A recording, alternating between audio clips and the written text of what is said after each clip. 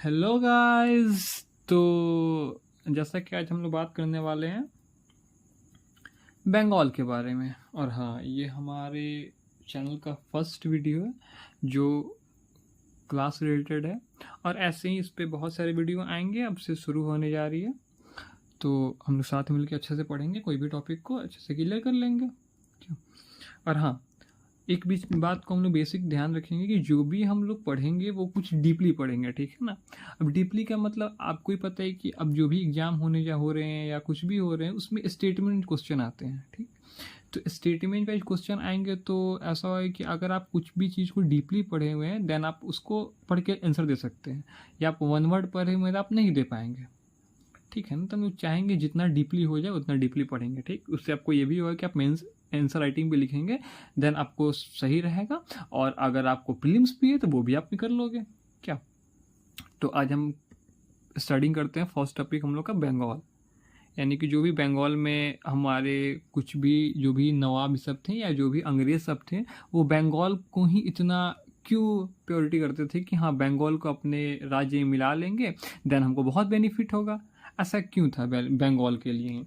उसके बाद हम लोग बात करेंगे जो भी यहाँ पे युद्ध हुआ था रॉबर्ट क्लाइव और सिराजुद्दौला के बीच में, वो सब बात करेंगे बंगाल में, ठीक है। तो चलिए कुछ बिना कुछ देरी के हम लोग शुरू करते हैं। और हाँ, अगर कुछ भी हमसे गलती होती है तो आप कमेंट एरिया में मेरे को सही कर सकते हैं, ठीक है। अब आपको ही पता है कि भाई कोई 100% तो होता है नहीं है, तो आप सही कर लेना, ठीक है।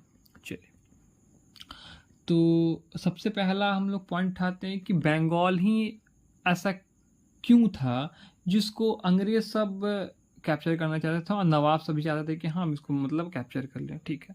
तो बंगाल को कैप्चर करने का बहुत सारे तरीके हैं, जिसमें पहला तरीका ये था कि जो बंगाल का जो ज़मीन था बहुत उपजाऊ था।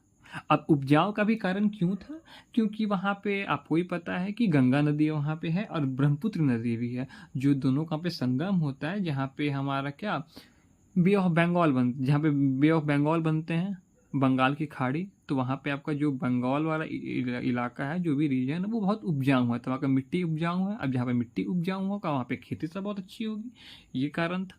दूसरा, वो आपको भी जो मैप है भारत का मैप, आप देखते होंगे कि जो बंगाल वो नॉर्थ ईस्ट साइड में पड़ता है, ठीक है। तो जो भी हमारे राजा महाराजा जो भी नवाब ये सब थे, मुगल बादशाह जो भी कोई थे, वो आपके जो मेन इंडिया थे उसके बीच इधर थे, मतलब नॉर्थ साइड में थे, साउथ साइड में थे, मिडिल ईस्ट में थे, ठीक। बट हाँ, आपके जो नॉर्थ ईस्ट साइड में था उतना किसी का फोकस नहीं था। तो ब्रिटिशर अगर ये सोचते थे कि अगर मैं बंगाल को कैप्चर कर लेता हूँ तो जो भी मतलब नवाबी सब उससे मैं दूर रहूँगा, और अच्छा से मैं जो भी व्यापार पर करना कर सकता हूँ, यानी कि इन लोग से बच के मैं रह सकता हूँ, ठीक। उसके बाद सबसे मेन कारण आप ये बोलना ना कि अगर आपसे कोई भी पूछता है कि बंगाल के बारे में को लिखना होगा, तो उसमें आप ये टॉपिक बिल्कुल लिखना कि जो भी व्यापार आपके एशिया से उस समय होता था, चाहे वो कोई भी करे, डेनिश करे, डच करे, अंग्रेज करे, फ्रांसीसी कोई भी करे, तो अकेले पूरा एशिया में जो बंगाल था वो 60% बेनिफिट देता था। वापस सुनिए, पूरे एशिया में सिर्फ बंगाल ही एक ऐसा जगह था जहां से 60% प्रॉफिट होता था, ठीक। तो ये आप बिल्कुल, आप जब भी नोट्स बनाइएगा, आप एग्जाम में कुछ भी लिखिएगा तो ये बिल्कुल लिखिएगा, ठीक। उसके बाद ये दिल्ली से बहुत दूर था, तो कोई टेंशन नहीं था। ये दिल्ली में नवाब बैठे थे, हमको आराम से कोई मतलब अंग्रेज सब अगर वहाँ पे शासन करता है तो वहाँ पे कोई दिक्कत नहीं होगा नवाब से। उसके बाद रीजनल पावर भी था, रीजनल पावर तो कोई चैलेंज नहीं था। उसके आपको बताइए मिनरल रिसोर्स था वहाँ पे, बहुत उपजाऊ हुई था वहाँ पे, बहुत कुछ मतलब जो भी कुछ मिनरल रिसोर्स से मिलता है उसका पे सुविधा बहुत अच्छा से था, ठीक। चलिए अब हम आगे बढ़ते हैं। अब आते हैं मुगल प्रांत, ठीक। अब मुगल प्रांत में दो पद थे, एक था सूबेदार का पद, एक होता है दीवान का पद, ठीक है, जिसको हम लोग पोस्ट बोलते हैं इंग्लिश। तो जो सूबेदार था वो हमारे थे अजीमुस्तान, ठीक, और दीवान थे मुर्शिद कुली खां, ठीक है। चलिए, द्वितीय विभाग देखता है, और जो दीवान होता है वो आपका प्रशासनिक और क्या बोलते हैं उसको, सेना वाला विभाग देखता है, ठीक है। तो जो सूबेदार आपका था वो था अजीमुस्तान और आपका दीवान था वो था मुर्शिद कुली खान। किंतु जो सूबेदार अजीमुस्तान था ना, वो कहाँ का सूबेदार था? वो था बंगाल का सूबेदार। लेकिन वह जो आपका मुगल बादशाह ये सब था, इससे बहुत ज़्यादा संबंधित था, ठीक है ना, बहुत ज़्यादा क्लोज था। तो ये ज़्यादातर दिल्ली में ही रहता था। तो आपका 1717 ईस्वी में वो क्या बोलते हैं, फारूक सियार देखता है कि भाई ये तो दिल्ली में रहता है सिर्फ। तो अब क्या करता है, मुर्शिद कुली खां को ये सूबेदार बनाता है। अब क्वेश्चन ये भी बनता है, भाई सूबेदार तो मुर्शिद कुली खां बाद में बनता है, लेकिन वह दीवान था, तो फिर उसको दीवान किसने बनाया? तो दीवान उसको बनाया था 1700 ईस्वी में औरंगजेब ने। ठीक, याद रखिएगा, 1700 ईस्वी में औरंगजेब ने। किंतु 1707 में औरंगजेब की मृत्यु हो जाता है। फिर 1717 में फारूक सियार मुर्शिद कुली खां को सूबेदार बनाता है। कहाँ का सूबेदार बनाता है? वो बनाता है आपके बंगाल का। ठीक, चलिए अब हाँ, आपने कोड कॉपी में नोट कीजिएगा। देखिए यहाँ पे लिखा हुआ है, मुगल सम्राट फारूक सियार ने 1717 में मुर्शिद कुली खां को बंगाल का सूबेदार नियुक्त किया। यह मुगल सम्राट द्वारा नियुक्त किया हुआ बंगाल का अंतिम सूबेदार था। याद रखिएगा, याद रखिएगा, वापस सुनिएगा हम क्या बोल रहे हैं। कहने का मतलब ये है कि जो मुगल सम्राट था, मुगल सम्राट के द्वारा नियुक्त किया हुआ बंगाल का अंतिम सूबेदार था, अंतिम सूबेदार था। इसी के समय से बंगाल में वंशानुगत शासन शुरुआत हुई। यानी कि अब हम बंगाल में लास्ट हमारा कौन बना, तुम्हारा सूबेदार कौन बना था? मुर्शिद कुली खां। किसके द्वारा बना था? मतलब लास्ट का मतलब यहाँ पे ये हो रहा है कि बंगाल में जो आपका सूबेदार बन रहा है वो मुगल सम्राट के द्वारा बन रहा है, वो अंतिम बनाया गया था। अब इसके बाद से जो भी सूबेदार का बेटा सूबेदार, सूबेदार का बेटा भाई सूबेदार, इस तरह बनेगा। समझ में आ गया? मतलब ये लास्ट था। ठीक, तो इस पे ही वंशानुगत शुरू हो जाता है। किस पे? मुर्शिद कुली खां पे। ठीक है, चलिए अब मुर्शिद कुली खां जो पहले उनका राजधानी था वो था ढाका। ढाका से शिफ्ट करता है, शिफ्ट करके कहाँ लेके आता है? शिफ्ट करके क्या लेके आता है? अपना वो एक शहर बनाया था, उसका नाम था मुर्शिदाबाद, वहाँ पे लेके आता है। ठीक, उसके बाद आगे देखिए, मुर्शिद कुली खां ने छोटे जमींदारों के विरुद्ध कार्यवाही की और उनके जागीर भूमि को लेकर उसे खालिसा भूमि, जिसको राजकीय भूमि कहते हैं, में परिवर्तन कर लिया। फलतः राजकीय की आय बढ़ी। अब ये क्या करता था, मतलब क्या बोलते हैं, जो जमींदार सब होता है, जमींदार का पता ही बहुत सी जमीन रखते हैं। अब उनसे जमीन को ये छीन लेता था और छीन कर सब मतलब जागीर में बांट आता था। अब उसमें बांट के उससे लोगों से कर लेता था। अब सिंपल बात है, हम किससे कर लेंगे? आपकी ज़मीन को है, अब ज़मीन को आप किस सपोज कि भाड़ा ही ना है, आप किसी को दे दिए, वहाँ पे सब क्या बोलते हैं, खेती वेती कर रहा है, आप खेती कर रहा है, उस सब जो भी राजस्व होगा पूरा आप ले लिए, जिससे फ़ायदा होता था। तो वही है। उसके बाद इसने बड़े जमींदारों के बनाए रखा जो राजस्व वसूली में उसका सहयोग करते थे, साथ ही उनके जागीर भूमि को बनाए रखते थे। यानी कि जो भी बड़ी बड़ी जमींदार था वो जो भी वसूली से मतलब राजस्व का वसूली करता था, बड़ी जमींदार करता था, और जागीर भूमि को बनाए रखता था। यानी कि जो भी उसमें कुछ भी बाहरी कोई उसका भूमि में कोई ना दखल कर पाए, वो सब सही किया रहता है। ठीक है, उसके बाद किसानों की ऋण की सुविधा तकावी, जान लीजिएगा, ऋण की सुविधा को तकावी कहते हैं, उपलब्ध कराया। यानी कि जो भी ऋण विन होता था, ऋण किसको बोलते हैं? यानी कि आप पैसा का कमी हो गया, आपको पैसा चाहिए, लोन जिसको बोलते हैं उसी को ऋण बोलते हैं, पहले ऋण बोलते थे। ठीक है ना? तो मुर्शिद खां यानी कि मुर्शिद कुली खां को है मुर्शिद खां लिखा गया था। मुर्शिद खां ने अपनी राजधानी ढाका से मुर्शिदाबाद बनाई, जो कि मैं आपको पहले बोल चुका हूँ, जो कि अपना खुद से बनता है मुर्शिदाबाद, अपने नाम से बनाता है। पहले इसकी राजधानी तो ढाका, ढाका से कहाँ ले गया? मुर्शिदाबाद। ठीक, मुर्शिदा खां ने सुधारों से नाराज होकर गुलाब मोहम्मद, उदय नारायण जैसे जमींदारों विरोध किया, इसका दमन कर दिया। अब सुनिए क्या होता था। अब हम जमींदार हैं, आप मेरे जाके ज़मीन छीन लीजिएगा, उसको आप क्या करते हैं कि राजकीय भूमि में बांट दिए, उससे आप मतलब बेनिफिट कमा रहे हैं, हमको कुछ नहीं कर रहे हैं, और ज़मीन भी मेरा है। तो इससे वहाँ पे बहुत बड़े में ज़मींदार थे, जैसे मैं आपके थे गुलाब मोहम्मद थे, उदय नारायण थे, और भी बहुत सारे ज़मींदार थे आदि। तो वो क्या बोलते हैं, मुर्शिद कुली खां का विरोध करते हैं। जैसे जब विरोध करते हैं तो इनका मुर्शिद कुली खां का दमन होता है। ठीक, मुर्शिद कुली खां का दमन होता है। उसके बाद यहाँ पे आते हैं अलवर्दी खान। ठीक, अलवर्दी खान वही हैं जो सिराजुद्दौला के नाना जी थे। यानी कि जो अलवर्दी खां की ही बेटी थी जिनका नाम था अमीना बेगम, इन्हीं के बेटे थे सिराजुद्दौला। अच्छा, हम लोग आगे आएंगे, ठीक। तो देखिए जो अलवर्दी खां थे, इनका जो टाइम पीरियड था वो था आपका 1740 से लेकर 1756 में, ठीक। यहीं जो अलवर्दी खां ने यहीं बोले हुए थे कि अंग्रेज एक मधुमक्खी जैसा है। अब पूरा लाइन क्या बोले थे आपको मैं बताता हूँ। यानी कि ये बोले थे कि मधुमक्खी से अगर आप उनको छेड़ते नहीं हैं तो आपको शहद देते हैं, और अगर आप मधुमक्खी को छेड़ते हैं तो आपको काट काट के मार डालते हैं।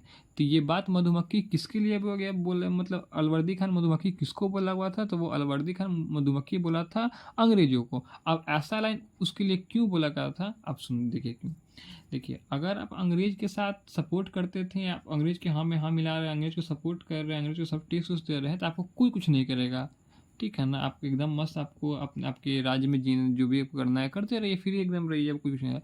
लेकिन जहाँ अंग्रेजों के बीच आप कुछ किए, यानी कि जहाँ भी उसके काम में कुछ भी खलल किए, यानी कि आप उसको कोई भी काम करने दे रहे हैं, आपके राज्य में कुछ भी व्यापार करने नहीं दे रहे हैं, या कुछ भी ऐसा, तो वो क्या करता था कि आप पे युद्ध की नीति से आपको कैप्चर कर लेगा आपके राज्य को, या मतलब कैसे भी आपके मतलब आप ही के राज्य में किसी किसी से मिल के आपको ज़बरदस्ती मतलब बेईमानी से आपके राज्य को कैप्चर कर लेगा, मतलब आपको हटा नहीं, आपको मार देगा, कुछ भी किसी से मिल के आपको मार देगा, ठीक। ये आपके राज्य को कैप्चर कर लेगा, ठीक है। तो वहीं कहने का मतलब ये है कि आप साथ दो तो आप शहद खाओगे, साथ नहीं दोगे तो आपको काट काट के वो मार डालेगा।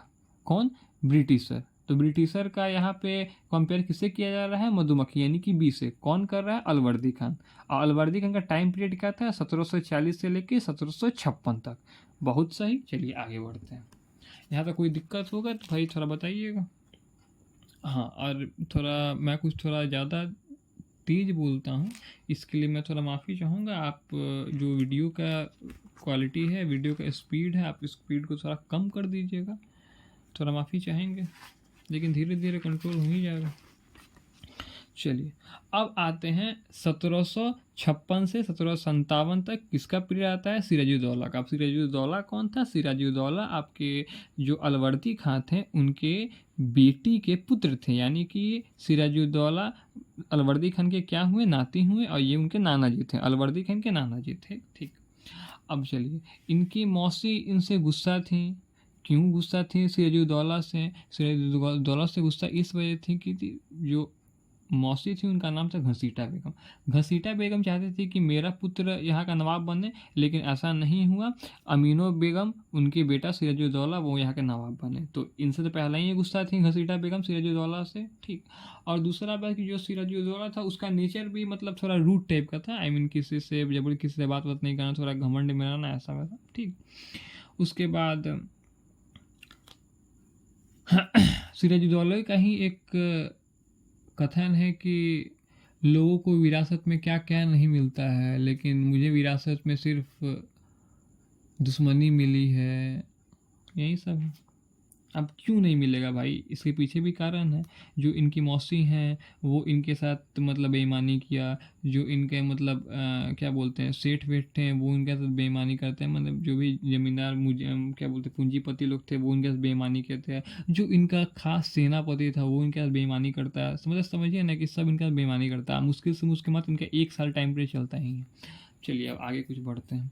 तो वहीं इसी वजह से बात बोले थे कि सबको मतलब विरासत में क्या क्या नहीं मिलता, सब कुछ मतलब कहने का मतलब ये है कि अगर आप राजा बनते हैं तो आपको विरासत में पूरा राज्य आपको मिलता है, आपको महल वल सारा मिलेगा, रानी वानी सब कुछ मिलता है। लेकिन हमको क्या मिला? कुछ नहीं, हमको सिर्फ मिला दुश्मनी। और दुश्मनी भी कौन? सिर्फ अपने लोगों का, ठीक।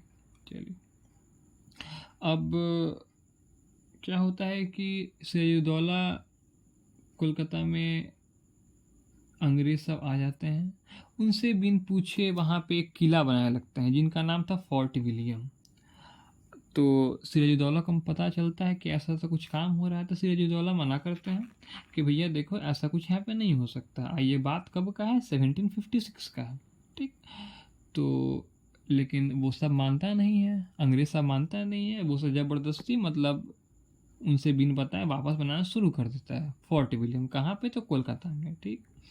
तब तक ये बात सिराजुद्दौला को पता चलता है। अब सिराजुद्दौला बहुत गुस्सा हो जाते हैं। अब वो क्या करते हैं, अंग्रेजों को बिन सूचित किए सीधे अटैक कर देते हैं, जिसमें से 146 लोगों को, आगे मैं बढ़ने से पहले एक आपको नोट में एक बात आप लोग लिख लीजिएगा कि देखिए इसका प्रमाण कहीं नहीं मिलता, कोई भी बुक में इसका प्रमाण नहीं है। कहीं पे 146 लिखा रहेगा, कहीं पे 144 लिखा रहेगा, कहीं पे 400 कुछ, ये सब।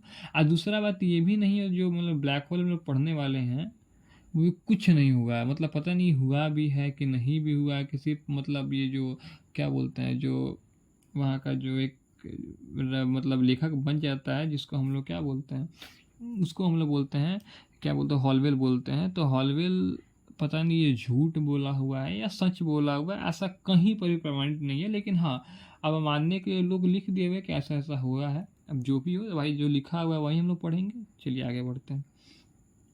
तो क्या होता है कि अब सिराजुद्दौला से बिन पूछे उन लोग किला बनाना शुरू करते थे। सिराजुद्दौला बिन बताए उस पर अटैक करते हैं और 146 लोगों को एक रूम में बंद कर देते हैं।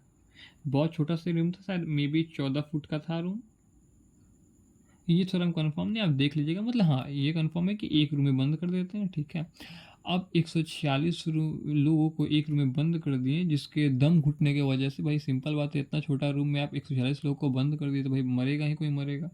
जिसमें से मात्र बचते हैं, तुमको कल गेट खुलता है तो रूम से मात्र 23 आदमी जिंदा बच के बाहर निकलते हैं, ठीक। बाकी 123 आदमी की मृत्यु हो गई रहती है। अब 23 आदमी जो बचते हैं उसमें एक हॉलवेल भी थे, और ये क्या करते हैं कि अब ये भाग भाग के जाते हैं सीधे लंदन। वहाँ पे जाके बताते हैं कि देखिए ऐसा ऐसा बात है कि वहाँ पे सिराजुद्दौला बहुत गुस्साया हुआ है, हम लोग फोर्ट विलियम बना रहे थे तो एक वैगे अटैक कर दिया और क्या बोलते 146 लोगों को मतलब एक रूम में बंद कर दिया। उसके बाद जिसमें सब कोई मर गया, मात्र 23 आदमी बचा हुआ, हम तो भाग के यहाँ पे आए, ऐसा बोला। अब क्या होता है वहाँ से, तभी हमने कर्नाटक में उस समय साउथ में क्लाइव जी थे, जिनका नाम था रॉबर्ट क्लाइव। वो भी आपका ब्रिटिश के बहुत अच्छे, मतलब बहुत अच्छे गवर्नर ही होंगे, जो आगे चल के बहुत अच्छे गवर्नर बनेंगे।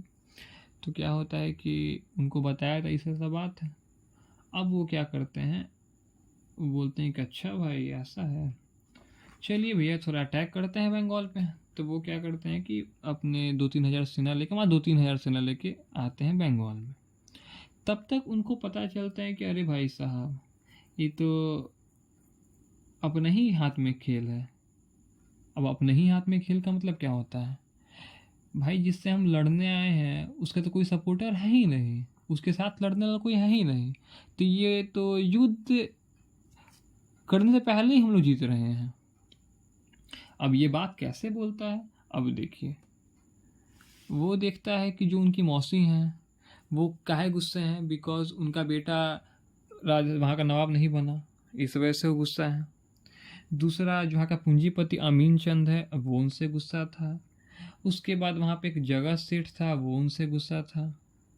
उसके बाद उनका सबसे मेन एक सेनापति था जिसको नवाब बनने का बहुत ज़्यादा भूख था, जिनका नाम था मीर जाफ़र, वो उनसे गुस्सा था। तो रॉबर्ट क्लाइव कहते हैं अरे भाई तब तो ये हाथी मेरे युद्ध हो गया हुआ है, तो मैं ही जीतूंगा, कोई टेंशन नहीं है। उसके बाद क्या करते हैं, अब सबको एकजुट करना स्टार्ट करते हैं कि कहा बोला जाता है ना कि दुश्मन दुश्मन दोस्त होता है। तो जितना भी कोई इनके दुश्मन थे सिराजुद्दौला का, उनको एकजुट करते हैं, सबको कुछ कुछ बोल देते हैं कि आप ऐसा कीजिए। अब मतलब सबको एक बार समझिए, कहावत नहीं, रिश्वत देना, रिश्वत दे दिए कि हाँ आप ये कर दो तो आप मेरे को जितवा दो युद्ध, आपको मैं ये पद दूंगा, आपको मैं ये दूंगा, आपको मैं वो दूंगा, ऐसा सब वो दूंगा।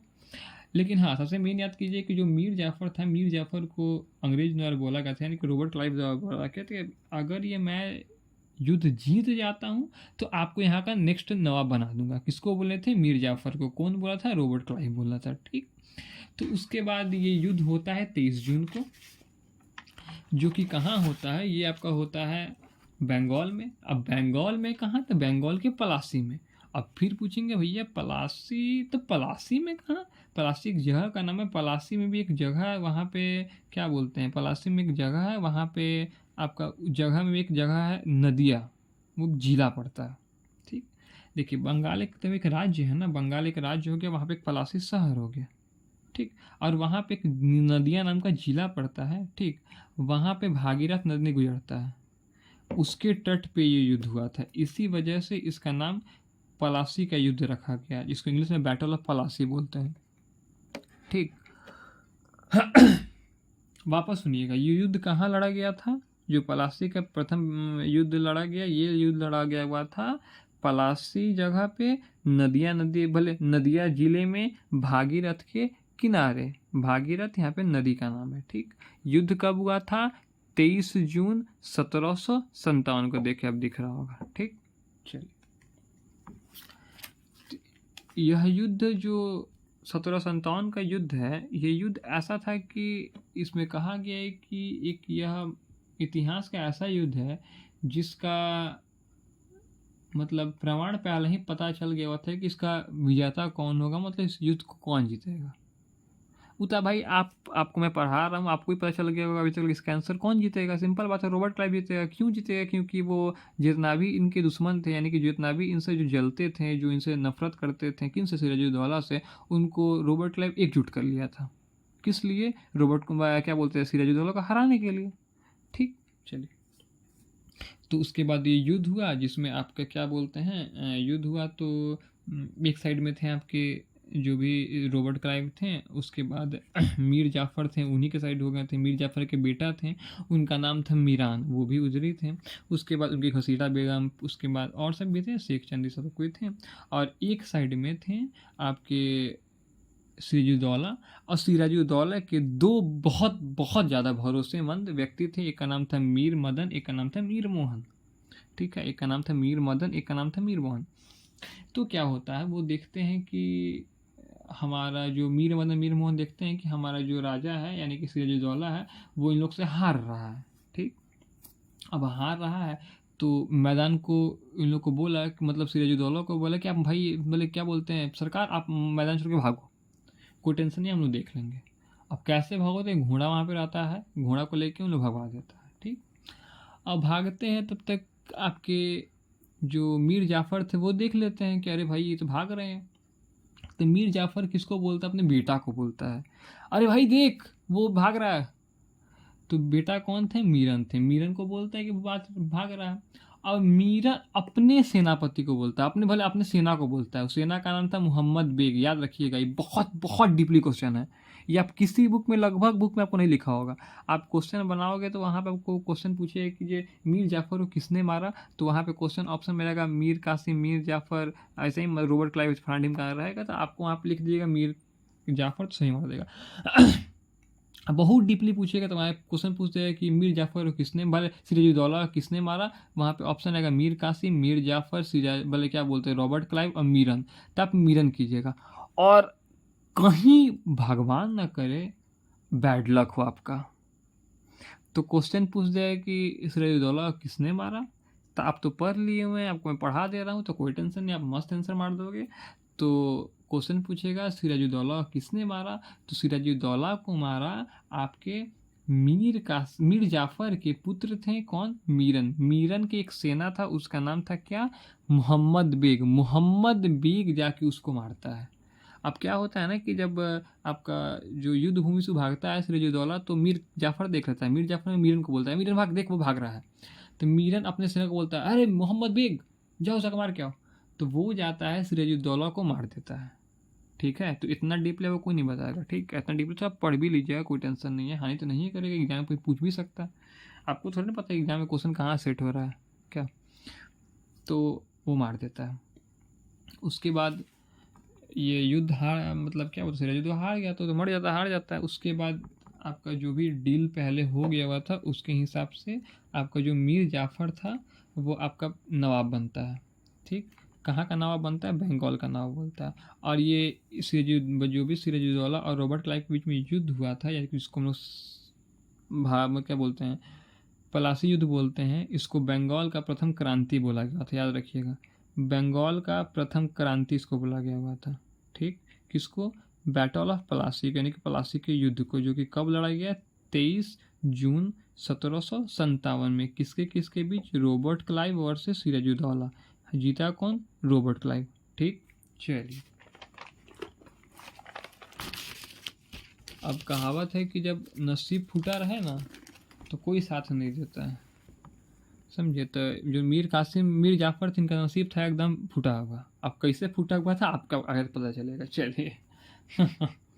बेचारे इतना करने के बाद भी कुछ हासिल नहीं हुआ। अब क्या क्या हासिल नहीं हुआ, अब सुनिए। अब देखिए, जो डील हुआ था कि मीर जाफ़र मीर भले सिराजुद्दौला के बाद नवाब बनेंगे, तो ये बन गए। तो उसके बाद ये बन गए, इसके खुशी में मीर जाफ़र और औरंगजेब भले क्या बोलते हैं, अंग्रेज़ों को बहुत सारा उपहार दिया। उसके 24 परगना, 24 परगना एक जगह का नाम है, याद रखिएगा। 24 परगना कुछ है नहीं, 24 परगना की जगह का नाम है। 24 परगना को क्या बोलते हैं, किसको देता है, अंग्रेज़ों को देता है। वहाँ के जमींदारी मंत्री सब अंग्रेज़ को देता है, बहुत सारा उपहार भी देता है, ठीक है। किंतु यहाँ पढ़िएगा क्या लिखा हुआ है। किंतु मीर जाफ़र अंग्रेज़ों की मांग से तंग आकर डचों से मिलकर अंग्रेज़ों के लिए विरुद्ध षड्यंत्र बनाए, जिसके पता अंग्रेज़ों को चला। इस क्रम में अंग्रेज़ों ने 1759 यानी कि 1759 में बेदरा का युद्ध लड़ा। किसके किसके बीच हुआ, अंग्रेज और डच के बीच, जिसमें डच पराजित होगा और डच चले गए यहाँ से, ठीक है। वापस सुनिएगा। अब देखिए, मीर कासिम था, भले मीर जाफ़र था, मीर जाफ़र को अंग्रेज सब इतना लूट रहा था ना कि मतलब कहूँ बाई चांस कहीं जा रहे हैं, अब मालूम चला कि यार ये रास्ता में मीर जाफ़र का महल है। अब भैया देखिए ना, सरकार प्रभु जा रहे थे तो सोचे आपसे मिलते चले थोड़ा कुछ। तो मीर जाफ़र समझते आओ अभी मंगो, मैं तो जानता ही हूँ कि आए हुए हो तुम कुछ लेने ही हो, तो आओ दो इसको भाई। तो सोना वोना कुछ कुछ जो भी कुछ देता था, किसको, अंग्रेज को देता था। तब ये मीर जाफ़र भी सोचे कि भाई साहब ये तुमको पूरा लूट लिया हुआ, जब आता है तभी करता है, तो भाई कुछ तो करना पड़ेगा। तो यहीं डच के साथ षड्यंत्र रचता है कि चलो भाई कोई प्लानिंग करते हैं और अंग्रेज से लड़ा जाएगा। तब तक यही बात अंग्रेज को पता चल जाता है। अब भाई साहब अंग्रेज का तो जो खुफिया विभाग था वो तो आज के मौसाद को भी फेल कर देता है। मजाक मस्ती। तो उसको पता चलता है, देन आपका 1759 में बेदरा का युद्ध होता है। किसके किसके बीच होता है, डच और अंग्रेज के बीच, जिसमें आपका अंग्रेज की जीत होती है, डच हार जाते हैं, फिर डच यहाँ से चले जाते हैं, ठीक है। उसके बाद आपका जो मीर जाफ़र है, उसको वहीं पे समझिए ना किस्सा खत्म था। सॉरी। तो उसके बाद देखिए, अब इतिहास में मीर जाफ़र को बहुत कुछ बोला गया हुआ। देखिए क्या क्या बोला गया हुआ। मीर जाफ़र को क्लाइव का गधा या गीदड़ कहा गया है। यानी क्लाइव जैसा बोलेगा वैसा ही मीर जाफ़र करता था, क्योंकि क्लाइव ही बनाया था मीर जाफ़र को का नवाब। अब भाई क्लाइव चाहेगा तो भाई आपको नवाब बना सकता, नवाब हटा भी सकता है। तो इसी वजह से जब जैसा बोलता था वैसा वो करता था। दूसरा, मीर जाफ़र के बारे में कथन है, मीर जाफ़र एक ऐसा थैला था जिसे जब चाहो हाथ डालकर धन निकाला जा सकता था। यानी इसका मतलब ऐसा है कि एक जादुई थैला नहीं, पोटली होता है, एकदम मैजिकल पोटली है, हाथ लगाओ कुछ निकाल लो, मस्त जो भी मन में विश है उसमें हाथ लगाओ निकाल लो। कहने का मतलब यहाँ पे ये है कि जो मीर जाफ़र था उसको अंग्रेज सब ऐसा कर दिया हुआ था, कहीं से आओ जो कभी कुछ पैसा ले लो, कभी भी सोना ही जवाहरात कुछ भी लेना है ले लो, जब मन तब कुछ भी ले लो, एकदम पूरा लूट लिया हुआ था। तो उसके बाद इसी को देखते हुए कथन बोला गया हुआ था कि एकदम मीर जाफ़र एक जादुई पुतली है, जब मन तब उसको लूटते जाओ, हाथ डालो, जो भी कुछ लेना है निकाल लो, ठीक है। उसके बाद मीर जाफ़र बोलता है बेटा हमसे नहीं हो पाएगा, हम यहाँ से हटेंगे, अपने पद से हटेंगे। तो मीर जाफ़र को हटना बंगाल का दूसरा क्रांति कहलाया, ठीक। मीर जाफ़र का हटना बंगाल का दूसरा क्रांति का कहलाया। ये हटा कब, 1560 में अपने पद से हट गया। तो 1560 में जब अपने पद से हटता है, इसके बाद कौन बनता है, इसके बाद बनते हैं यहाँ के नवाब क्या बोलते हैं, मीर कासिम, जो कि सबसे रग रग से वाकिफ़ थे। वो तो पहले ही देख चुके हैं। जो मीर कासिम थे बहुत बहुत मतलब उनका दिमाग बहुत ज़्यादा था। बोला जाता है कि मुर्शिद कुली खां के बाद अगर कोई मतलब बंगाल में पावरफुल था, अंग्रेज मुर्शिद कुली खां, उसके बाद जो कोई पावरफुल था तो मीर कासिम ही था। मीर कासिम बहुत मतलब था भाई, बंदे में दम था। तो ये क्या होता है भाई, ये भी उसके बाद ये नवाब बनता है किसके बाद, मीर जाफ़र के बाद। तो ये अपना राजधानी राजधानी परिवर्तन करता है। वो बोलता है कि अगर मैं बंगाल में रहूँगा तो इनको लूटते रहेंगे, तो सबसे अच्छा मैं करता हूँ मैं मुंगेर शिफ्ट करता, थोड़ा दूर रहेगा तो कम वो होगा, ठीक। तो ये मुंगेर शिफ्ट कर देते हैं। उसके बाद ये मीर कासिम को तो पहले ही पता रहता था कि ये भाई मेरे साथ जो मीर जाफ़र थे उनको इन लोग बहुत लूटा हुआ है, यही काम ये मेरे साथ करेंगे। तो पहले ही ये चटगांव और मिदनापुर का ये क्षेत्र उनको दे देते हैं। किसको दे देते हैं? अंग्रेजों को दे देते हैं।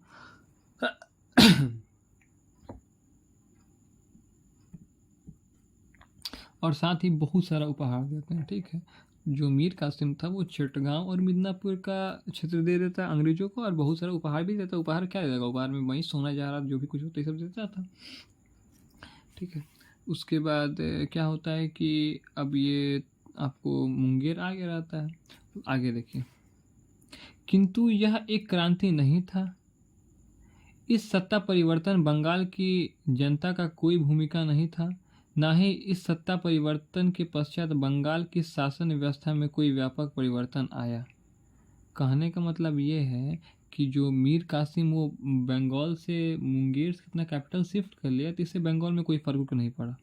वस्तुतः सत्ता पहले भी अंग्रेजों द्वारा बनाए गए थे कठपुतली नवाब के पश्चात थी, और अभी भी बंगाल का नवाब अंग्रेजों की कठपुतली था। इसी दृष्टि से इस क्रांति का कोई नहीं कहा जा सकता। यानी कि कहने का मतलब ये है कि जो आपका सिराजदौला मर गया, उसके बाद कौन बना? मीर जाफ़र बना। मीर जाफ़र किसने बनाया? तो मीर का भले क्या बोल अंग्रेजों ने नवाब बनाया। उसके बाद मीर जब मन था मीर कासिम को हटा, भले मीर जाफ़र को हटा दिया, उसके किसको बनाया? मीर कासिम को बनाया। ये भी अंग्रेजों को द्वारा बनाया गया। अब जब चाहेगा तब इसको हटा सकता है। तो वही कहना चाह रहा है कि कोई टेंशन नहीं, वो भी कठपुतली था, ये भी कठपुतली है। जैसा मन वैसा चाह सकता है, जैसा मन अंग्रेज चाहेगा मीर कासिम को ऐसा ना चाह सकता है। कोई टेंशन नहीं है। ठीक, चलिए अब आगे पढ़ते हैं। मीर कासिम से अंग्रेजों को आर्थिक हितों की भी चोट पहुंची। वस्तुतः कासिम ने यूरोपीय पद्धति अपना सेना को प्रशिक्षित किया, और अंग्रेजों द्वारा किए जा रहे निःशुल्क व्यापारिक अधिकार, जिसको पास और दस्तक कहते हैं, के दुरुपयोग को रोकने के लिए चुकी और समाप्त कर दिया। अब सुनिए क्या होता है।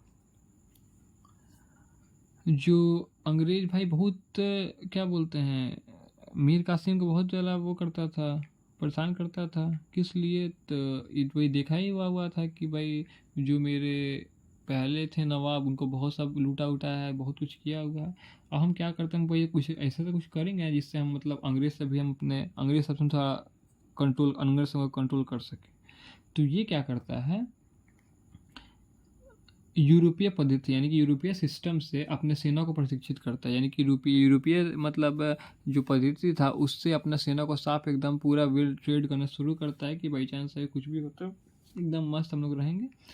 उसके बाद और जो आपका अंग्रेज साहब एकदम फ्री में जो अपना वो निःशुल्क व्यापार जब करता था, उस पर भी कर लगाना शुरू कर दिया। कौन? मीर कासिम, जिसका नाम था चुंकी। यहाँ पे चुंकी लिखा हुआ है, चुकी नहीं है, चुंकी है।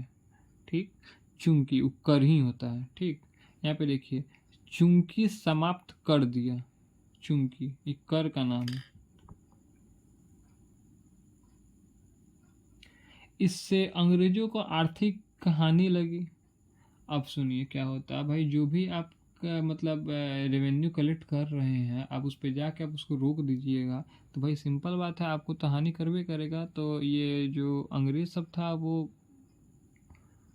बहुत ज़्यादा कर वर लेता था, जिससे उसको बेनिफिट होता था। अब लेकिन मीर कासिम ये सब रोक दिया। ठीक, जिससे अंग्रेज सबको बहुत आर्थिक हानि पहुंचा, आर्थिक लाभ हानि हुआ। उसके बाद इससे अंग्रेज ने और मीर कासिम के बीच युद्ध होता है।